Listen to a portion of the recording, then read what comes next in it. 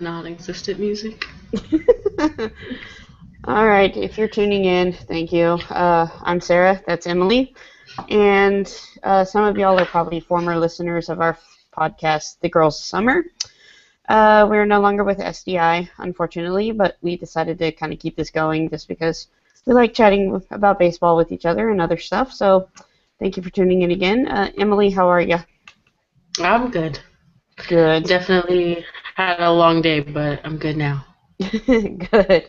All right, so let's just jump right in. Yu Darvish is gone. He's had Tommy John surgery last Tuesday, right? Yeah, that's what Yeah. I So what are hear. your I kind of yeah? So block what it are out your of my initial mind. Well, they dragged it out long enough. thoughts? um, I understand the need to get as many opinions as you need to because you don't want to go under the knife. No one ever wants to have surgery. No one ever wants to be out for a whole year. So I got that, but at the same time, I was like, you found out you were injured last season at the end of the season. You stopped playing, you decided to rest, and then you came back and it was still bothering you. So maybe you should just take the surgery um, because the rest might not work for you. But it's definitely a huge blow. Like we can downplay it all we want to by saying of like all of the rest of the team is here and everything like that, which is true. I'm not like one player doesn't make a team, and Yu Darvish only would play every fifth game, and yeah, I get that, all that stuff. But he is one of the best pitchers in the league, and it is a huge blow, and it was definitely devastating. You could have seen um, Twitter the day that they announced that he might have it. um, so I can say that those days were not very good for Ranger fans, and it might be a little tougher for some people to watch every fifth day now or any day now. Um, but definitely, his presence will be missed. I mean, I know he'll still be with the club for the times that he can be and do his rehab here and stuff, but maybe. But his like pitching presence will definitely be missed for sure because every fifth day you knew you were going to go out there and get like something incredible, especially just watching him. So Yeah, it it's is. just devastating. Yeah, Sorry. it is. No, it is definitely gonna suck to miss it. And you did bring up a good point though. The rest of the team is still here, for better or worse. You know, whatever you want to look at it as, they are still here. And I know that was kind of Derek Holland's primary mission was to remind people, hey, look, the rest of us are still here. It's not just about him, it's about the rest of us. And at first I was kind of like, well, give us 5 minutes to process all this and then we can come back and, then you can calm us down. But I understand where he's coming from and I appreciate the fact that he does want to remind the fans that, hey, look, the rest of us are still here. And I appreciate that. What I appreciate even more, though, is that later on in the day, he did come out and say, hey, look, we love him. Our arms are around him, literally and metaphorically. And, Yeah. he's our brother. We're going to, we love him. We're going to help take care of him.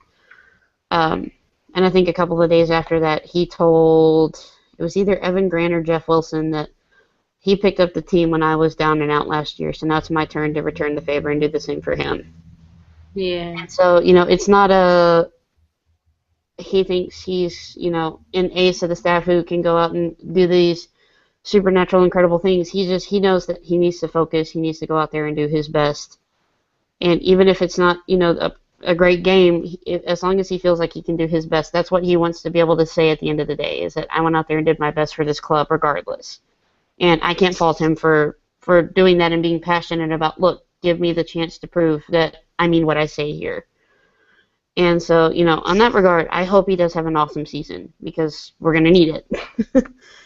Yeah, for sure. I mean, I love Derek Holland. I've always loved Derek Holland. I love his, I guess, I wouldn't really say passion because that's kind of like a generic term, but I love how into being on this team and at least playing baseball he is.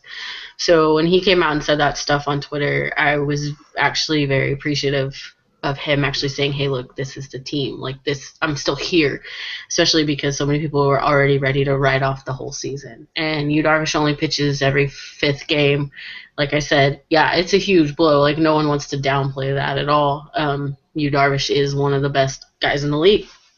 But there is a whole team of guys who don't want to be forgotten, and the problem is that I can understand how frustrating it would be to be on a team where somebody is like a star player and gets all the attention. And yeah, they're really good, but you understand that you're very good too. And just because you're not as good as them, you get nothing, and you get written off. And I can understand how Derek Holland would feel that way. And yeah, he's an adult, and adults need to like get over it and blah blah blah, whatever anybody wants to say about that. But it's still like that's his job, and you want to be appreciated by doing your job. And Derek Holland does a very good job at baseball. He's not a bad pitcher, and he's not Yu Darvish, but he's not bad. Like, he's on this team. We still want him here. JD still wants him here for a long time. Like, he's not bad, and so I can see how frustrating it was for him to see that everyone's like, oh, Yu Darvish is out, the Rangers are over. But Derek's like, I'm still here. Like, so is the rest of my team. We're still gonna fight for this. We're not gonna give up on you guys. And I appreciated how he came out respectfully and said stuff like that too. He wasn't negative. He never called anybody names. He never like cursed anybody out. He just came out and said, hey, like, thanks. Like, I'm still here. Please acknowledge that. Derek Holland's going to pick up some slack for sure because he is good. He's not going to be the star that Yu Darvish ever was. And Derek Holland is number 2, number 3 at best, and that's fine. We don't need him to be anything else when we have a healthy staff. Obviously, we need Derek Holland to be Derek Holland. So for him just to want to come out and show you guys, like, hey, like, I'm going to do this. Like, let's do this. It should be good enough. We don't know what's going to happen during the whole season. But people coming out and kind of attacking Derek on Twitter that day kind of irritated me too because, like, yeah, I know he came back and said, like, we're still here. We're still here for Darvish. Like, we don't want him to be out either. But people attacking him are the ones that still always say that Derek goofs off too much and Derek doesn't care too much and Derek doesn't do all of this stuff or whatever. And when Derek stands up for this team, they're like, why are you doing that? It's too aggressive. But he wasn't even aggressive. So I just think that Derek Holland can't win, and he feels – sometimes I can understand how frustrating that is, and that's part of the reason why I think he said what he did, is he can't win with fans, certain – kinds of fans on the team of the Rangers, and it's just kind of irritating. But I've seen Derek Holland pitch, and I've seen Derek Holland interact with fans, and I've seen him I've interacted with him myself. And so I know how much Derek cares, and I know how much Derek wants to be here, and he's always been like a super nice guy to me, like above and beyond nice guy to me, to where he didn't have to be because this was like an autograph signing or something. So I just really support Derek Holland in a lot of things, and I wish that people would just kind of lay off of him most days. Sorry. I do agree with that everybody just needs to lay off and give him the chance. The only thing concerning him, and it's not even his fault, it's nobody's fault really, but just the fact that the Briggs-Berry story, I love what he did, just getting to know Briggs and just helping to be there for his family. I love that. And I have no problem with him doing that whatsoever. So I want to clarify that right now. That's not the issue. I don't like people taking his involvement with that story and assuming that, this is going to help mature him and it's going to help give him a new perspective. I don't think that young man's memory should be tied inextricably to whatever Derek Holland does on the mound under pressure, because they don't go hand in hand. I mean, he can be inspired by him, but some people are making it seem like, this is directly going to help mature him and get him to grow up, and it's like, no. Don't insult Derek Holland by, assuming that, and don't insult this young man's memory by assuming that, oh, well, I guess Derek Holland lied about, being inspired by this kid or whatever. If he has a rough patch, which every pitcher does, I'm sure he will too this season. And so I don't like that that sub story, which is a nice story on its own. I don't like that it's become a part of this weird set of expectations for Derek Holland this season. No, yeah, it's kind of stupid to be honest with you because it's unfair. It's unfair to Briggs and it's unfair to Derek. Puts a lot of pressure on that whole story and the whole situation for no reason because what you do off the field has almost nothing to do with what you do on the field or like how you act. I mean, obviously a lot of what you do on the off the field could like affect you, but his like maturity level off the field may not necessarily correlate with his maturity level on the field. Like he could be the most mature pitcher out there and just throwing like so focused and so ready to throw every day and just off the field goofing off and playing games like or it could be the other way around. Just whatever your mindset is at that time. And it's completely unfair to think that like put a lot of pressure on this story of this kid who was truly sick, who truly loved the Rangers, who truly loved Derek Holland, and Derek Holland truly cared about him. And so to think that those two things have to relate, like, what cheapens the love that Derek Holland would have for him, regardless of what happens in his career. Derek cared. We all saw Derek care, and there's no reason to put that much pressure on the situation on the field because it's completely unfair. It actually kind of makes me a little bit irritated. I'm a little angry right now because I don't know. I just, like I said before, I just really feel like Derek can't ever catch a break, and I just I don't understand it. To be honest with you, I think people expect way too much out of him. They expect him to be that ace and that starter that's going to go out there and have game 4s of the World Series every time. Was it game 4 or game 5? I can't.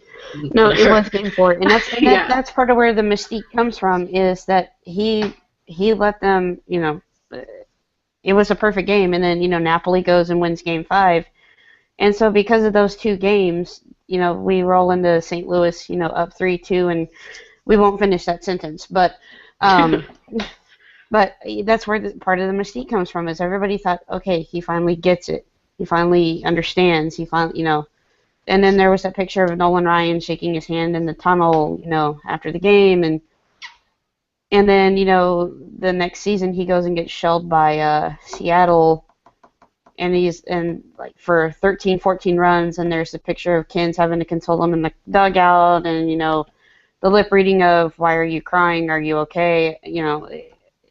It's been a weird timeline for him. Can he do that? Can he do it this season? Absolutely. Will he? He's going to try his best. I don't doubt that for a second. Do we all need to calm down if it doesn't pan out like we think it will? Yes. Yes. Absolutely. I just think the expectations for him are way too high. I don't ever think that Derek Holland was supposed to be an ace. I don't ever think he was supposed to be a number 1 starter. I don't think that was his path in the MLB. I think that's what Derek Holland wants his path to be, and that is fine because I want all of my players, all of my athletes to think that they can just be the best at whatever they're doing. I want Rougned Odor to think that he can be the best second baseman of all time. I want Elvis Andrus to be the best shortstop of all time, and I want Derek Holland to think that he's gonna be the best pitcher that we have ever. And that's fine. He needs to think that. He needs to push himself to that level. But do I think he actually has the talent to be that? No. I think he has the talent to be that in certain games. We've seen it. We've seen his complete games. We've seen his amazing outings. So we know, you can be that, but he's not going to be that every time. And I don't know how long we have to see this Derek Holland before people just understand that is just Derek Holland. And I think that's always been Derek Holland, and they just don't understand it. So they're going to make all these excuses about how he's not mature enough and he's not this enough and he doesn't care and there's too much distraction at home and girlfriends and dogs and whatever. And it's just stupid. It's just stupid. Just let the man pitch. He's still young. He's still, in his 20s. I know it's his late 20s, but he's still got a little bit of maturing to do. I'm 27, and I'm not the most grown-up adult in the world. So just let him be Derek Holland, and maybe he never grows up. Maybe he's always silly. Maybe he's silly till he's 60, but some people just are that way, and it's just their personalities. Doesn't mean he doesn't doesn't care, and it doesn't mean that he's not like an adult human being that gets stuff done in his life. Like, it's fine. You can be a kid at heart forever. And they're just looking for reasons to blame the fact that he's not their ace forever. And they're just finding it, just saying, like, yeah, well, he doesn't care and he's immature and whatever. But it's just not true. Just give him a break. Like, just expect from Derek Holland what he's given you so far, and you'll be fine. Stop making excuses for him. He is fine. He is fine. Yeah, he's going to make dumb decisions. Yeah, he might be immature now and then, or yeah, he might have a bad game now and then, but that's just what's going to happen. Get over it. I love you, Derek Holland.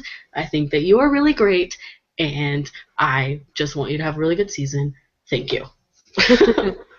Amen. Get really passionate about Derek Holland sometimes. And just to kind of wrap up our thoughts here, I've always contended that he and Yu Darvish are on opposite ends of the same problem, especially in the media.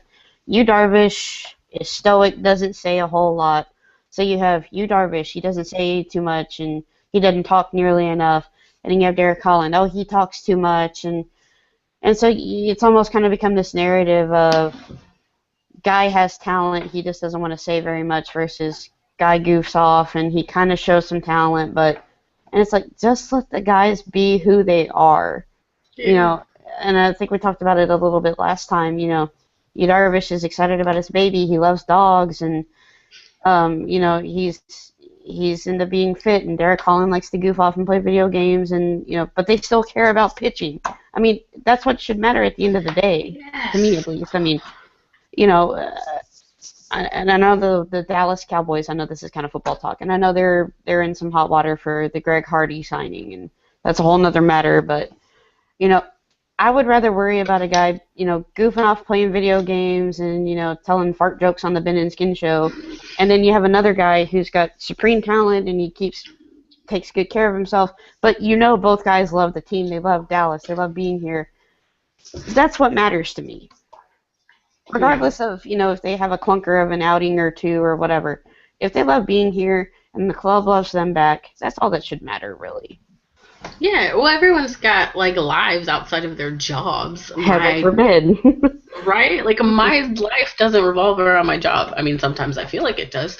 But if I want to go do something else that doesn't pertain to selling jeans and T-shirts to teenagers, then I'm going to go do it, and I'm going to live my life. And it doesn't, like, every moment that I'm not at work, like, I don't think about, like, what's my store going to do now? Like, I don't do that. And, yeah, they need to be focused, but they don't, they're allowed to have lives. Like, they're allowed to have their other lives and doing other things and not always talking about baseball because it is a job to them. Like, I need everyone to understand that it is a job to them.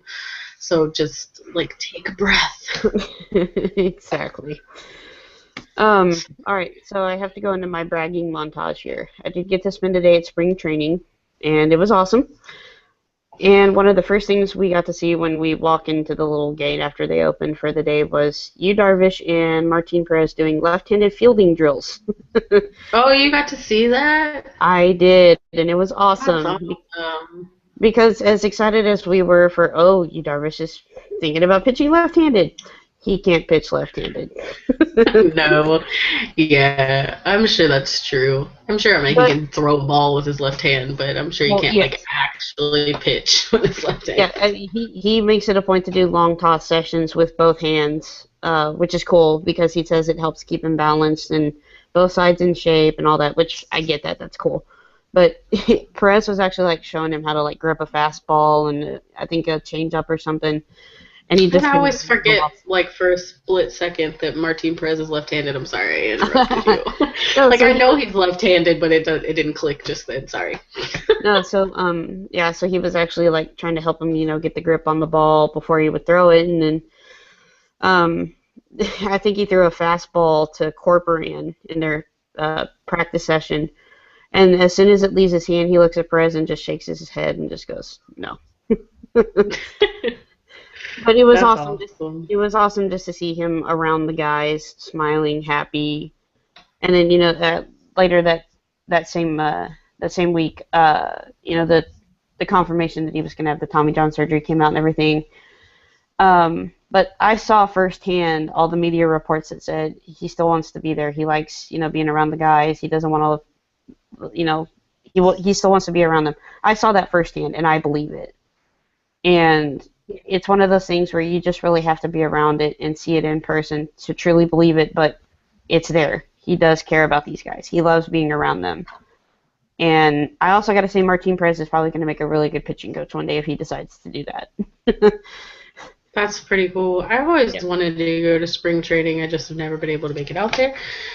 So next season's a goal. But the moments of spring training and also of like I've been going to Stars practice lately. I know this is, again, hockey talk, not baseball talk. But the cool things about going to those things are being able to see just how they prepare. And just like you said, like watching Martin Perez talk to Yu Darvish and how he might be a good pitching coach later and all that.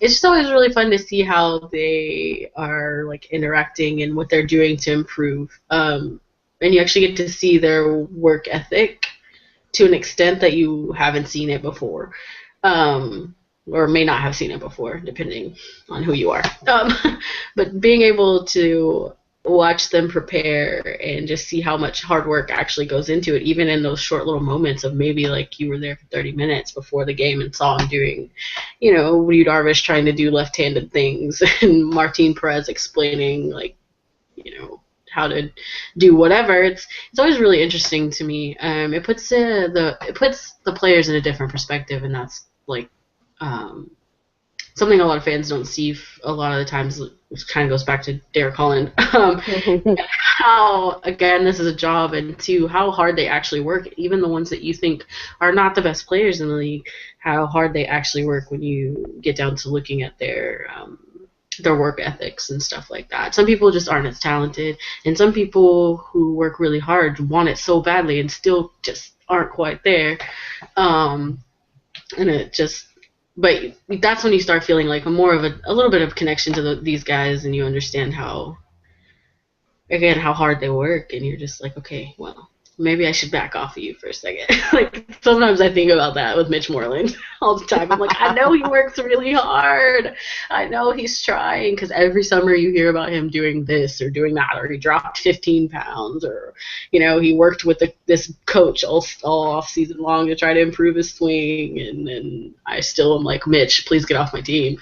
And then I'm like, maybe I should back off. I know you're working really hard, Mitch Moreland. I just can't understand why you're still here. But it's really cool, though. No, it is really cool. And trying to think. Another guy we need to start probably talking about is Keone Kela.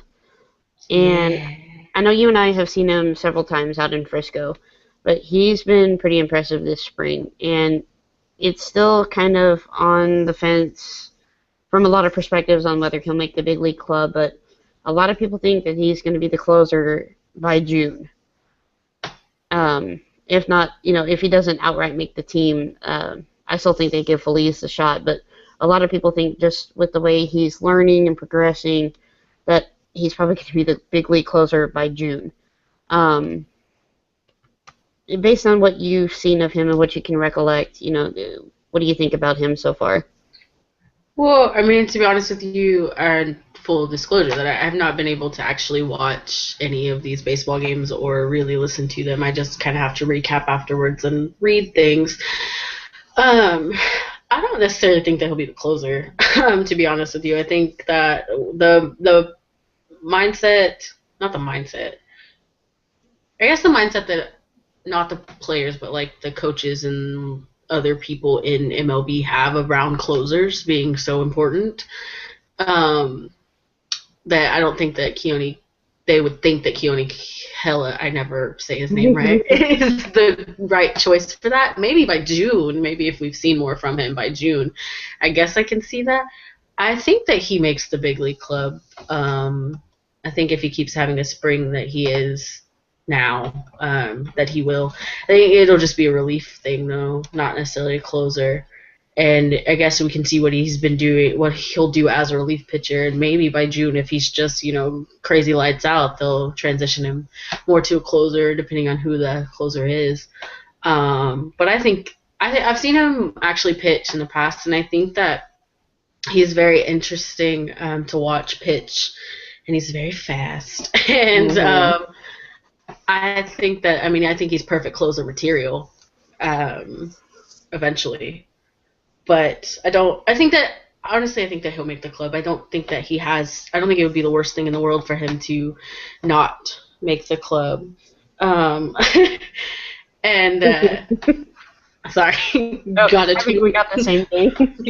Yeah, we did. Thanks, Jessica. Anyway, yeah, I don't think that it would be the worst thing. I know there's some big debate about whether or not he's ready or not, and I think even if he wasn't exactly ready, which he might not be, he still probably has things to learn. But I don't think that it would be a horrendous thing for him to be on the big league club. I don't think that he would mess up so badly that he would ruin a game or something. Eventually he would, obviously, because everyone has bad days, but I don't think that it would be a common occurrence with him. I think, especially just as a regular relief pitcher where he'll just have a couple outings here and there, I think it would be a good experience for him until they can decide if they want him to be their closer or not. But I think I'm ready for him to be in Arlington. I am too. And one of the things, he actually closed out the game we got to go see. And one of the things I noticed is he's working very, very hard to locate his pitches with his speed variations on his fastball especially. And, you'll see him drop the hammer in at 95, 96, and then the next two pitches are 78 and 80, And yeah, I think and just zipping them in there.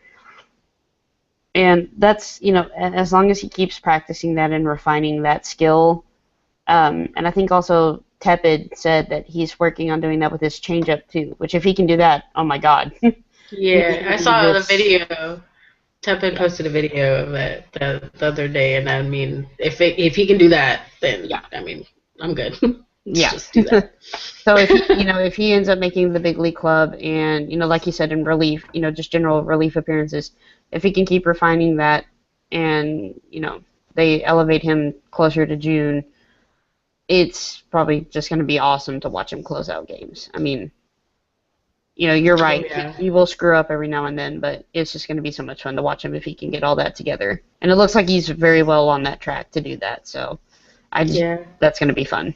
Yeah, there's a lot of debate on players when they're ready and when they're not, and I think that in relief moments and relief pitchers, I think it's better to use what you have, obviously, than to go out and spend a lot of money on things. And in a relief pitcher, to me, when in a relief pitcher moment or position that you have open, it might be easier to give a minor league guy like Keone a spot or a chance at least, because you're not really losing anything. They could get good experience, and if they don't, you've got some other guy that you can trade him out with, send him back down, whatever you need to do. But I think the experience is worth it. I think just getting him up there and getting him used to big league hitters and seeing how he can fare against big league hitters over a period of time would probably be a really good thing for him, especially if you want him to be your closer at some point in time. So I think that they should put him on the big league roster. Not necessarily make him the closer this year, but at least give him a shot. It'll be fun, though. I'm ready to see what he has, especially if he does make it. If not, then, we'll get to hustle over to Frisco, and see him as much as we can.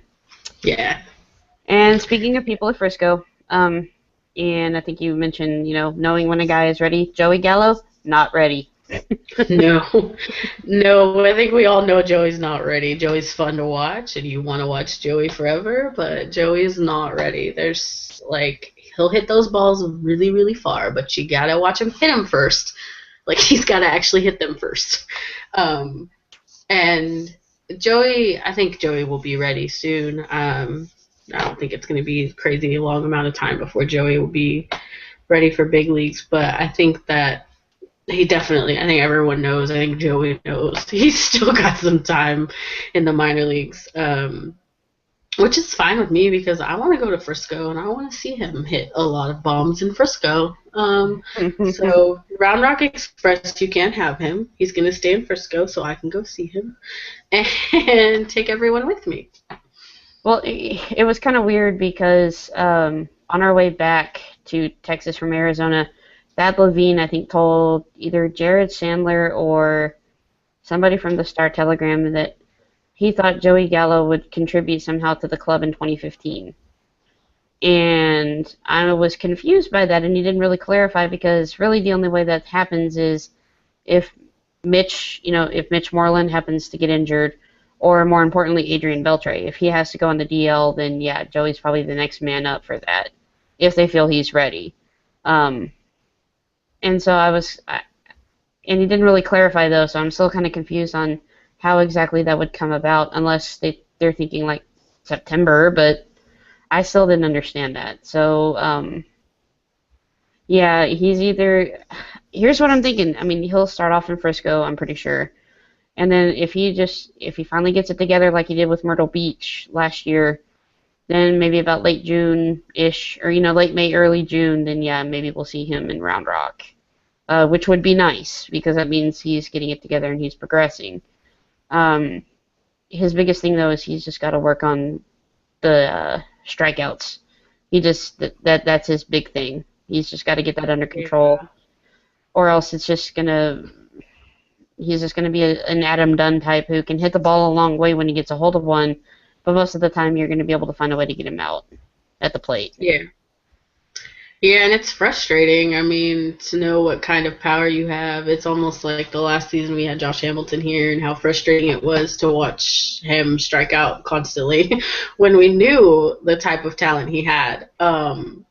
Which with Josh it's a little bit different, obviously, and I know that, but that's the most comparable situation I can have right now of frustration, because we know what Joey can do. Like, you've seen it. I've been at a Rough Riders game and watched him hit the ball very far.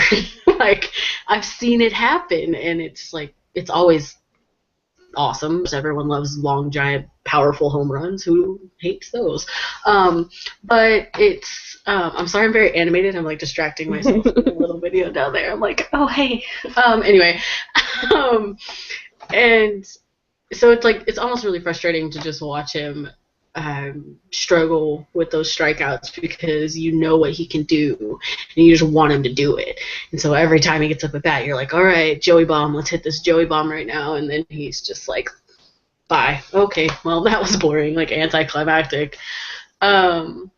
But I think that we've seen him put it together before, and he hasn't really been in I keep saying Round Rock because Rough Riders and Round Rock for some reason, like the same thing in my head. He hasn't really been in Frisco that long, so he's still got some time. He's still young, so I'm not really worried about him figuring it out like right now. Not like, oh well, he's never gonna figure it out. I'll give him some time. We still have Adrian Beltre. God forbid that his legs don't fall off or his guts fall out of him. So, also because I have Adrian Beltre on my fantasy team, so please don't fall apart. And so, yeah, I'm not really worried about him at this exact moment. Give him another season, especially in Frisco, for as long as he can handle Frisco, and then see where it goes from there. I would love for him to figure it out, though. We've seen him do it before. He can do it again. So I'm always rooting for Joey Gallo, though, because he is also a really nice guy. Yes, he is. And it's funny that you compare him to Josh Hamilton because when I think about his power, it is there, especially like that 4-home run night that Josh had in Baltimore. It's there. The power is there. I think he's a lot more self-aware and more just in tune with who he is as a person. And that's going to help him. But I think that's going to help him just keep a better check on his abilities and what he needs to do to improve. And it's just going to help him just stay the best that he can. Unlike Josh, who, the second things don't go right, he just starts kind of self-imploding, and it's hard for him to rebound. I don't think Joey is going to ever let himself get to that state of mind where he just can't come back and get over whatever mental hump or physical, ailment he's going through at the moment. Yeah. Sorry, I got really distracted because one of my pitchers that I liked a whole lot in the minor leagues, I didn't realize he didn't play for the Rangers anymore. So I just found out. Who? So Ben Rowan. Oh, yeah. He plays for the Dodgers now. So I can honestly tell you, I don't know what you just said, but I probably support it. So sorry. This is what happens when I'm looking for like things to talk about or like questions from people, and I'm just like I see something else and I'm like, wait, what? My bad. I heard the last part of it where he said something about getting over the hump, but honestly, I have no idea what you said before that. Of course, all you heard was the word hump. Of course. My bad. All I was saying was that I think Joey Gallo he's just got a better state of mind about him and who he is as a person versus what we saw Josh go through and what he's still going through now. And I just think that him maintaining that state of mind is just going to help him out, not only as a person, but as a baseball player going forward. So for me personally, that's not why I'm worried, because I know he's self-aware and I know he's still constantly learning. So I'm not worried about him. Yeah. Okay. I kind of now, like when you said that, it was like a refresher, and I was like, yes, I heard those words. Okay. No, I completely agree with you. And also, he's still in the minor league system, so he still is developing. Like, we know that he's not ready, so he is still developing. As far as Josh Hamilton goes, he was already, a peer and should be developed, but there's a lot of demons in Josh's life, so it's a lot different, and it's not easy to. I didn't mean to compare them to like their situations are the same. It was just their talent level is like could be similar, especially with the power that we've seen them hit with, both of them. So watching them not use that power is equally frustrating. But their lives obviously completely different. Well, sure, but I'm just saying, I mean... No, yeah, I just wanted to clarify, make sure no one was telling me that I'm, like, calling Joey Gallo Josh Hamilton or anything like that. Right. So, because it's not what I meant. It's just their power and their talent level is there, and whenever it's frustrating to see them not use it. However, Josh was already here and already, like, a big league player. Joey's still developing, and Josh is also just Josh. It's weird. So there's that. Hey, speaking of which, are you looking forward to his wife being on the Real Housewives of Orange County? Oh my God, you have no idea. I like to watch train wrecks happen, so I'm gonna watch it. Never watched a single episode of the Real Housewives of anything. I support it because I know people who watch it and I don't really care, but I just never got into it.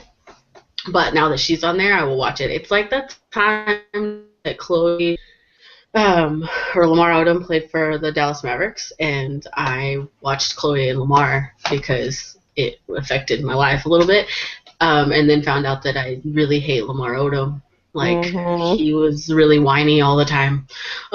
So I already know that I'm not a Katie Hamilton fan, so I'm going to watch it and watch train wrecks happen. And maybe I'll see her fight somebody or something. I don't know. It'll be fun, though.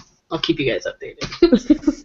Oh, she's going to be the person who is just going around telling everybody they need Jesus anyway, so. Oh, yeah. They're telling people to put rings on it or whatever. Interfering in things that she doesn't need to interfere in. All of her lines are just going to be Beyonce lyrics. It would be so great. Oh my God. She might be my best friend if she did that, though, because I can quote Beyonce lyrics for days. So it's fine. All right. Anything else baseball related on your mind tonight? Not really. Well, let me say this. Fans, you need to calm down. We've written off this season already on Twitter, apparently. Like, everyone's just over it. I know spring training isn't going well according to scores and standings and whatever. But spring training for the Rangers, and from my recent memory, has never really, like, the standings and scores have never really been that great. We've ended last in the league at, like, almost every spring training, even before, like, 2011. So it's fine. It's fine. I I don't think that the end of the world is near. We did just go through 2014, and we're really, really bad. So if we can, like, step it up from 2014, I think it's fine. I think it's definitely more than a 500 team. It may not be number one in the division. I almost said district because I'm used to being at work. Um, it may not be number one in the division. We may not be, like, the best team ever, but can you just, like, take a breather until the season actually starts, and then maybe we can judge from there. But you're gonna have to wait till, like, 2 months into the season before you're actually like, this is sinking. We're done. That sounds like a good idea. Yeah. I just, like, logged on to Twitter. I think I got on yesterday, and everyone was just like, oh, yeah, because it was on TV yesterday, and I was at work, and I tweeted about how, of course, I can't watch it because baseball hates me. And everyone was like, oh, my God, it's ugly baseball, just like everything else. And I was like, I mean, it's spring training. Everyone's, like, just being lazy almost. Not lazy, but, like, I would say that they are not being or playing 100% true to what they would play during the season, and also trying things out, seeing what works, seeing what doesn't, seeing which players work and which players don't. So it'll be okay. Take a breath, Ranger fans. I feel like I always have to tell the Ranger fans to take a breath, though, but it's fine. You'll survive it. Are you sure about that? Maybe. I mean, I don't know your lives, guys, but I think you'll survive it. We survived 2014. I feel like if we survived 2014, that we can handle it. We can handle anything, okay? We will handle you, Darvish, and his Tommy John surgery. We will get through it, guys. I promise. And I do have to applaud Keith Law real quick just for coming out and calling out certain parts of the DFW media who contributed to the whole mess of, oh, Yu Darvish quit. And, you know, I'm glad a national guy said something about that, because it just shows that, look, we're not the only ones here in the Metroplex who are, you know, we're not the only ones reading it. Everybody else is reading it too and hearing it. And so it was nice just for him to say, look, they do have good writers down there, but they also have some horrible people who probably need to find something else to do with their lives instead of talking about the Rangers. Oh my God. Randy Galloway? Randy Galloway. You can stop anytime you want to. You can stop. You don't have to do it anymore, Randy Galloway. I mean, good Lord, when you call out Josh Hamilton and say the cocaine train is rolling through again, I'm not surprised. Oh my God. Not exactly classy.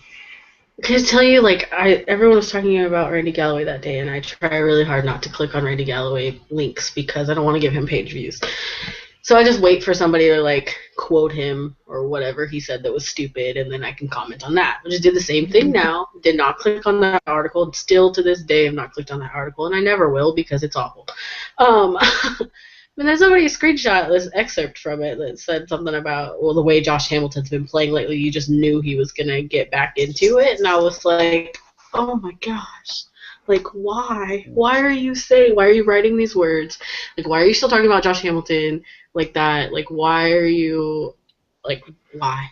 Like, why? This is his life, like, his real life. This is not his baseball life. This is his real life. Okay, like, you don't know him like that, and it's a serious problem that affected his entire life and still affects his entire life. As a baseball player, as a dad, as a husband, as a human being, it affects him every day. So please don't be so insensitive about something that he battles with every day.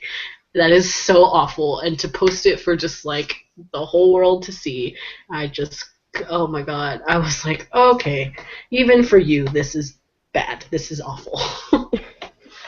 Yeah, it was really bad. And another charming little excerpt from it is he put in there something akin to, well, now we know Yu Darvish needs Tommy John surgery. Maybe he can go get the knife out of Nolan's back and use it because it should still be sharp enough. I didn't know he said that. Oh my god. I think everyone needs to just get off. Like, just stop talking about Nolan Ryan and just quit. Just stop. Just, like, I don't understand it and I never will. Like, Nolan Ryan did not, like, run this team. Like, it's fine. We still have everyone else. It's fine. Like, stop it. Ugh. And Like along those lines, old white men. and our friend Robert Pike, he's actually putting together something where, since Randy Galloway, quote unquote, retired from the Star Telegram, he's been doing these special reports, and they are special. Well, we're just gonna leave it at that. But he's charting every time he mentions Nolan and blames JD in the same article, and he's even like. He's tracking themes, and it's basically he's finding that he only has like one Word document, and he just edits it, ever so slightly to make it look like it's different. Because all he ever rants about is how JD screwed over Nolan, and then he finds a way to turn, like, oh well, Tommy, Yu Darvish needs Tommy John surgery. Might as well go get the knife out of Nolan's back. Because it's apparently still there, That has nothing to do with Yu Darvish's Tommy John surgery. Like, why even bring it up? Like, who cares? Well, and Robert's just give it up. Robert's even found, like, where he's taken occasion to bash JD in Cowboys articles. That's just how dead set this guy is on bashing JD. That is amazing. Oh my god, just, like, he's senile or something, like... Can only focus on one thing, like, for the rest of his life. I feel like he's gonna just talk about John Daniels and Nolan Ryan forever. Which I feel like, though, after last season, there's gonna be a lot of those people. It's gonna be real annoying. I used to go to the tunnel after the games and stuff, and like wait for traffic to die down and watch all the players come out or whatever. And there would be people there. And every time John Daniels would come out, there was at least one person that was just like, you suck, I hate you. And I'm like, why? Like, every time I'm like, somebody better, like, hold me back. I want to punch somebody in the face right now. But it's just always been that way. And I just don't understand it. And I feel like after last season, for sure, there's going to be even more of them. They're just going to blame John Daniels for the whole team being hurt. And every time he drives out, they're going to be like, nah, I hate you. Like, you should have kept Nelson Cruz. Like, because that's literally what I hear a lot, is you should have kept Nelson Cruz.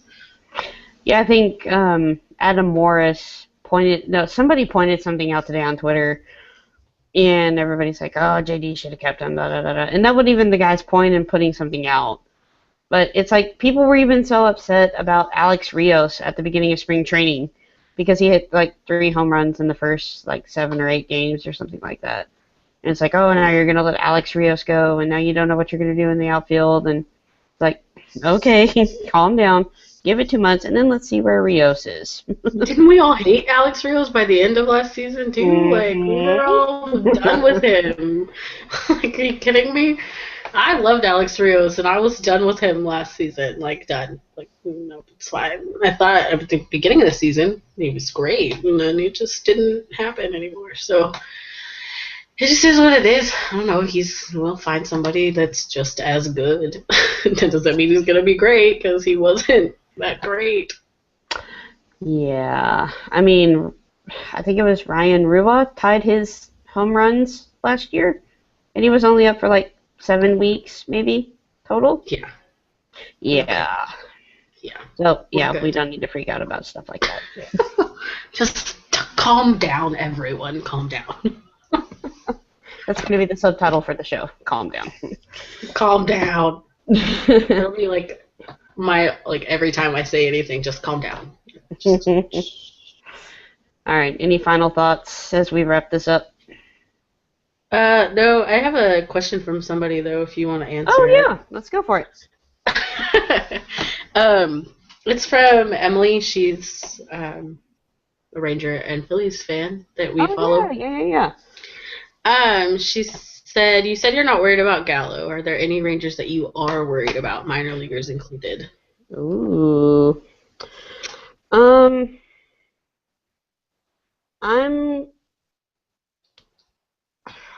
Ooh. You know, I'm not gonna say yes right now, only because a couple of guys that I may have used for this answer have over the last couple of weeks started taking some very positive turns. And one of them is Lewis Brinson. Um, and he did really well for Hickory last year, but I've heard that he's made some very, very, very big strides. He's an outfielder. And, knowing the situation with whoever they put in left field, and, with Leonis, I think he's still arbitration eligible for a couple of more seasons after this one, but I hope him and Nomar Mazara make things interesting. And it seems like they're not doing poorly by any stretch right now. So, honestly, I can't think of anybody to be worried about yet. Yeah, I can't really either. Minor leaguers I don't really worry about as much because I know that minor leaguers can mostly work themselves out. Either they stay in the minors because they can't figure something out, or they figure something out and then they come to the majors. And then that's when I start worrying about them if they seemingly had something figured out and that's why they're in the majors, and then it never pans out in the majors. Yes. Elvis Andrus, I'm going to be honest with you, is somebody that I am a little bit worried about just because of his last season. Does that mean that I don't think that he can turn it around and have a better season this season? No, it's not what that means. I think that he'll be fine. I think that he can be fine and can be Elvis again, or just maybe not exactly what we expected, but just better than last season. And just because I fear Elvis kind of plateauing at last season, like what he was last season, because he is getting into the age where you do see the like true talent. Like he's, everyone has a certain grace period of when they're learning. They've been out of the minor leagues this long, just let them get their groove. Well, Elvis has been out of the minor leagues, for 5-6 years now. He needs to find his groove, and so I do worry a little bit about Elvis Andrus. But again, I know how hard he's worked, and I know how hard he's worked over the off season to try to improve himself. So there's still a chance that could be a thing. And as far as, again, worried about, not really, why he's here and why I don't think he's going to make much of a difference is Mitch Moreland, as always. Like, not worried about him, and the fact that I think that he can't figure it out. I'm worried about him and, like, what is he going to do for my team? Like, he is 29? 28? I don't remember. I don't know. He's old enough to be what he's supposed to be, and we've given him chance after chance after chance, literally. And part of it is that he doesn't stay healthy, and part of it is that he just doesn't perform well.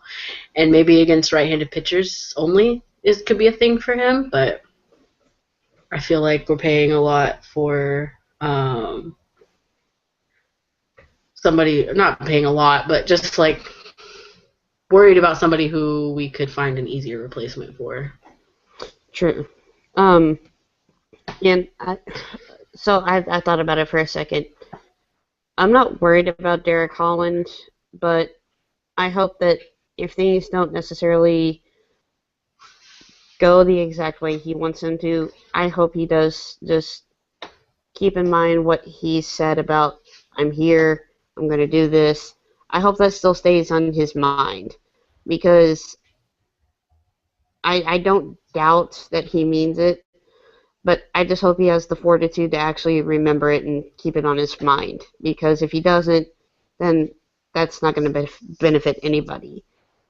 And so I'm not worried about his talent or his ability, and I'm not even worried about his mentality. I just hope that if stuff does get weird for him, in a certain stretch, that he can just stick with it. So I hope, I know he's going to be tested, and I hope that he comes through it well. It'll be interesting to see how he handles his first, bad stretch of games. And I also want to offer up a disclaimer. Adrian Beltre is going to start off the season very slowly. That's his thing. That's how he does.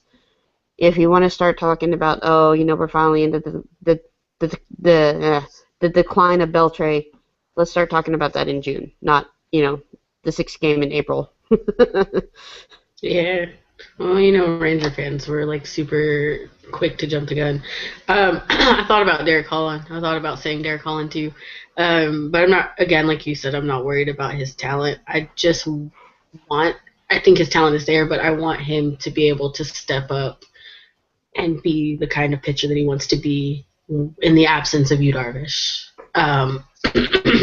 So I thought about it, but then I didn't want people to miss that with me actually worried about Derek Holland trying to, or Derek Holland's talent. I think Derek Holland's talent's there. I don't think he's going to have any issues just being a good pitcher, but I know he wants to step up, and I know he wants to carry this team, so I kind of worry about him in a sense of, can he do that? Is that going to affect him during the season? But as far as talent-wise, Derek Holland's good. I'm good with Derek. Alrighty. Do we have any other questions? I didn't get any, so unless you did. Nope. All right. Any final thoughts? I already lectured you guys about calming down, so I think everyone's ready to stop, hear me stop talking. We've got 2 weeks till baseball season starts, so we've got 2 more weeks of spring training, and we've got to put things into perspective. I'm ready for real, actual, meaningful baseball to start. But enjoy spring training while you can, and enjoy it for what it is. Watch them work, get to know how they work, get to know what they're doing, and what players you want to watch for the season, because it's fun to watch people grow. It's fun to pick out players from the minor leagues and watch them, progress and do their thing and get to the majors. It was so much fun watching Rougned Odor do that, and Jurickson Profar. Would be cooler if Jurickson Profar wasn't always broken, but it was fun. It's really good. Keone Kela too. It's great to watch them in the minors or watch them during spring training and figure out how they progress and how they work. So just pay attention and don't take spring training for too much. Just don't. Just watch how they work and just take a breath if something goes wrong and realize that this is not the season and spring training is all about work. Agreed. And my final thought is JD just needs to stay away from pitchers named Joe. We've had the Joe Saunders experience, the Joe Blanton experience, now the Joe Beimel experience, to a lesser extent the Joe Nathan experience. Just stay away from people named Joe. Just no. Right. And just stay away from the Cubs, please. Yes, and the Cubs. Yeah, so... maybe later, because the Cubs are trying to rebuild and do better things with their lives, so that's fine. But can you give it a few years? Because right now, let's just stay away from the Cubs. I feel like they still might be cursed. Well, and that's another reason why I hate the Cubs is Chris Bryant is doing amazing things right now during spring training, and their fans have every right to be excited about that. Of course, then that means their fans also want to turn around and say, "Ha, our third base prospect is ready to go, and your guys aren't." And it's well, we have Adrian Beltre, so yeah, shut up. Yeah. Chris Bryant's having a crazy spring training, but I also think that's kind of warping some other Rangers fans' perspective on where Joey Gallo should be. It's no, they're two different dudes. Don't treat them, like one needs to be better than the other or whatever. So that's another thing. Everyone progresses differently, so put unneeded pressure. Don't put unneeded pressure on prospects just because they're not where you think they should be. Exactly. All right. I'm Sarah. That's Emily. We are the Girls of Summer. We will talk to y'all later.